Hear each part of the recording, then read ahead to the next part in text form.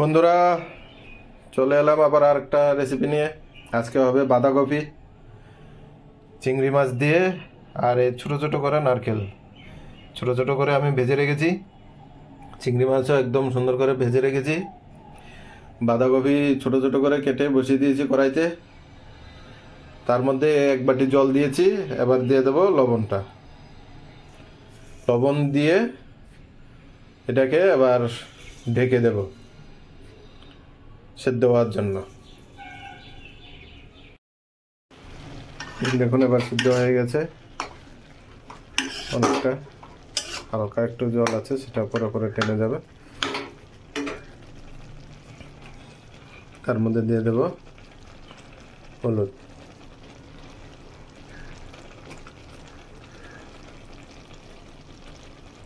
দিয়ে ভালো করে নাড়িয়ে এটাকে নামিয়ে নেব।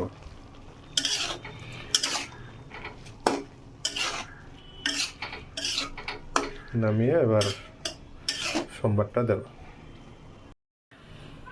কড়াই বসিয়ে দিয়েছি, গরম হয়ে গেছে। এবার দিয়ে দেবো তেলটা।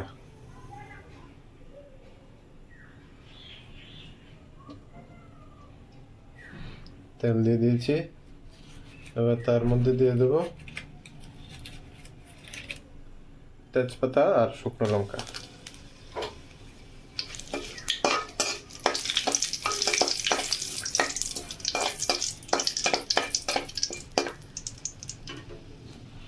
এবার তার মধ্যে দিয়ে দেবো অল্প একটু পাঁচফোড়ন।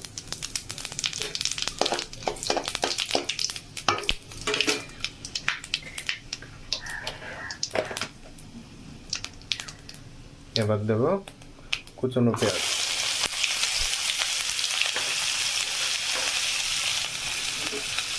দিয়ে ভালো করে ভেজে নেব। মোটামুটি একটু ভাজা হয়ে গেছে। এবার তার মধ্যে দিয়ে দেব চিংড়ি মাছগুলো। তারপর দিয়ে দেব নারকেল। তার মধ্যে দিয়ে দেব একটু জিরে পাউডার।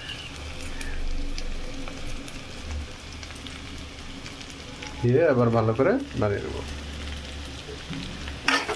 এগুলোকে সবগুলোকে ভালো করে একটু সময় ভাজবো। এগুলো সুন্দর ভাজা হয়ে গেছে।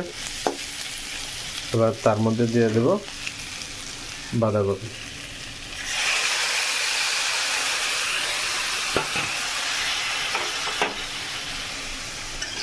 দিয়ে ভালো করে একটু নাড়িয়ে একটু সময়ের জন্য ঢেকে দেব। বন্ধুরা, আমাদের চিংড়ি মাছ দিয়ে বাঁধাকপি রেডি। নারকেল চিংড়ি বাঁধাকপি, কি নাম দেবো জানি না,